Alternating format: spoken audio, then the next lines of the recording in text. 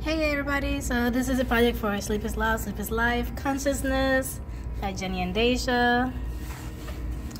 Alright, so the price of not getting enough sleep. You will have loss of concentration, inability to do simple things such as open a soda or take a little note. If you do not get enough sleep, sleep deprivation will consume you, which leads to microsleeps. Which are when at times you sleep for a few seconds, and an example of that is when you daze off in class and then quickly wake up, refreshed and energized. That's an example of microsleep. The effects of sleep deprivation. You have trembling hands, you'll be in la-la land, so your eyelids will feel very heavy, irritability, and you can be depressed. Yes. Why do we need sleep and how much? Two theories are the adaptive theory and the restorative theory. The adaptive theory is which proposes that humans evolved sleep patterns to avoid predators, sleep when predators are most active. And the restorative theory is when it's a theory that sleep is necessary to our bodies, physical health, and restores chemicals in our bodies that we use throughout the day and fixes any cellular damage. An example of that could be when you, in math equations, when you're trying to solve them, you use a lot of your brain energy, and so that will be a fact to restore it. Fun fact, humans don't like to sleep when you're warm. So you know when you have that big comforter on you and you kick it off in your sleep? Yeah, you like to be chilled. By the way, if you want to go by age and how many people should go to sleep, so 2-year-olds to 10-year-olds should get at least 16 hours of sleep. Little boys are harder to wake up because of the testosterone. I apologize for that. Teens like to sleep for 10 hours, and adults, men don't sleep a lot, and women do sleep a lot. It's mostly because of babies. So don't have kids. Stages of sleep. REM. Rapid eye movement. Behavior disorder, paralysis, rebound. So behavior disorder allows a person to thrash around and sometimes even get up and act out nightmares.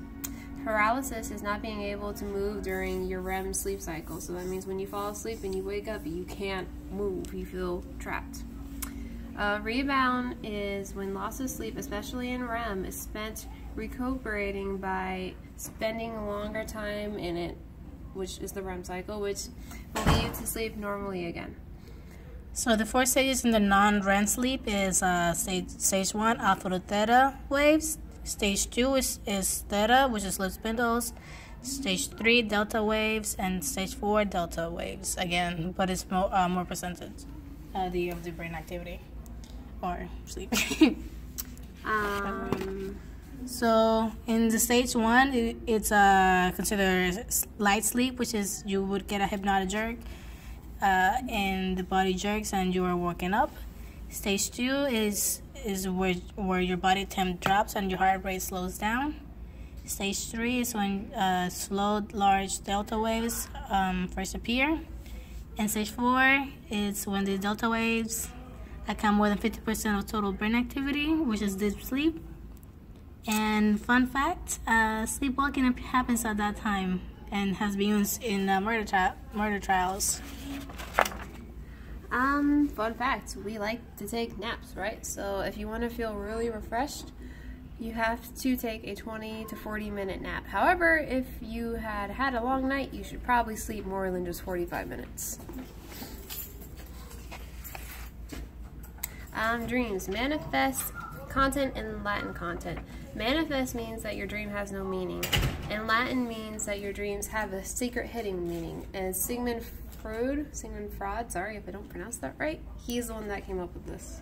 One of an example of Latin content is when you sleep of a bathtub, it would usually mean that you want, Sigmund Freud would say that you want to go back to your mother's womb.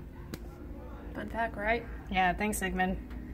Sleep disorders, nightmares, REM behavior disorders, night tremors, insomnia, sleep apnea, and narcolepsy. So nightmares are bad dreams during the REM cycle. You will remember those. The REM behavior disorder is the one we said before, where you act out your dreams. Night terrors are rare, but a person experiencing them will have extreme fear and screams, and they may run around in a deep sleep without waking fully. Insomnia is where you're unable to go to sleep, stay asleep, or get a good quality of sleep. Sleep apnea means you stop breathing for nearly half a minute or more during sleep, and if you have sleep apnea, you have to use a machine that helps you breathe when you go to sleep. And narcolepsy is when you sleep at random moments without waking. Just you're walking down the street and just dead asleep. So now that you know this information, sleep well.